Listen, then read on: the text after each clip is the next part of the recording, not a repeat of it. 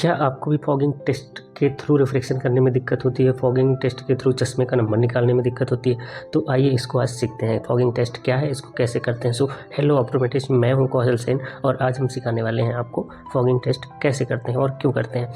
सो सबसे पहले हम समझते हैं पेशेंट को जो हम फॉगिंग टेस्ट करते हैं वो उसके एकोमोडेशन को रिलैक्स करने के लिए करते हैं, ओवर माइनस करेक्शन से बचने के लिए करते हैं, एक्चुअल रिफ्रैक्टिव एरर पता करने के लिए करते हैं।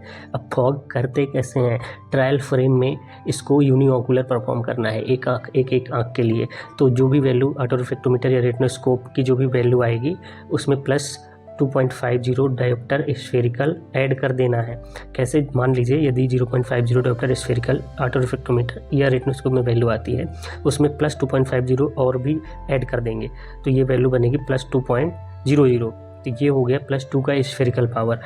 अब हम इसको धीरे धीरे रिड्यूस करेंगे। कैसे? 0.25 डायोप्टर स्फेरिकल कर करके कम करेंगे। लेकिन यहाँ पर एक चीज़ और भी याद रखना है, जब भी आप प्लस 2 से मान लीजिए प्लस 1.75 डायोप्टर स्फेरिकल लगाएं तो पहले 1.75 प्लेस कर दें, उसके बाद इसको हटाएं। फिर इसके बाद जब और इससे कम वैल्यू लगाएंगे तो पहले 1.50 डायोप्टर स्फेरिकल प्लेस कर दें ट्रायल फ्रेम में, उसके बाद 1.75 को हटाना है। ठीक है, इस तरह रिड्यूस करते रहना है नंबर को जब तक ये कंडीशन नहीं आ जाती।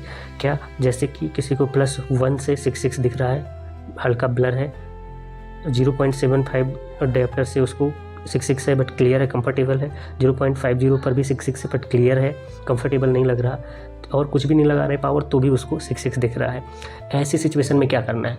जैसे 3 से 4 नंबर हो गए, यहाँ पर तीनों में डिवीजन तो उसका 66 है, लेकिन उसकी क्लियरिटी के हिसाब से 4 टाइप्स बन गए हैं।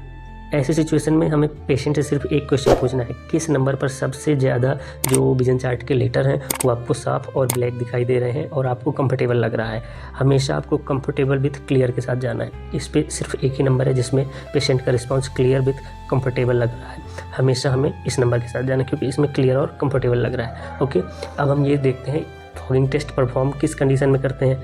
ये यंग पेशेंट में परफॉर्म करते हैं, जो हाइपरमेट्रोप्स रहते हैं उन पर परफॉर्म करते हैं, स्यूडोमायोप्स, एकोमोडेटिव स्पाज्म वाले पेशेंट में, ओवर माइनस स्पेक्टिकल यूजर जिसको माइनस के नंबर ज़्यादा लग रहे हैं, चश्मे का पावर माइनस में बहुत ज़्यादा है, उस पर भी ये हम परफॉर्म करेंगे। इसका एक रूल क्या है? मैक्सिमम प्लस और maximum visual equity. Maximum plus के साथ मैक्सिमम विजुअल इक्विटी देना है पेशेंट को। इस पर एक चीज़ जो मैं ज़्यादातर फॉलो करता हूँ, क्योंकि हमें इस नंबर -1.5 से लेकर इधर प्लस में भी लगभग 2 तक ही ज़्यादातर नंबर मिलते हैं।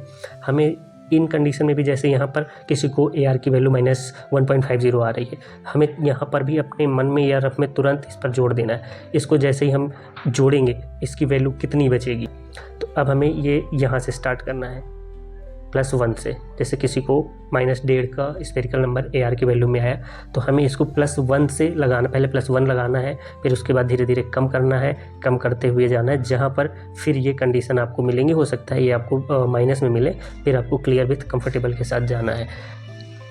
इस वीडियो को देखने के बाद आपके फॉगिंग के डाउट मुझे ऐसा लग रहा है कि क्लियर हो जाएंगे।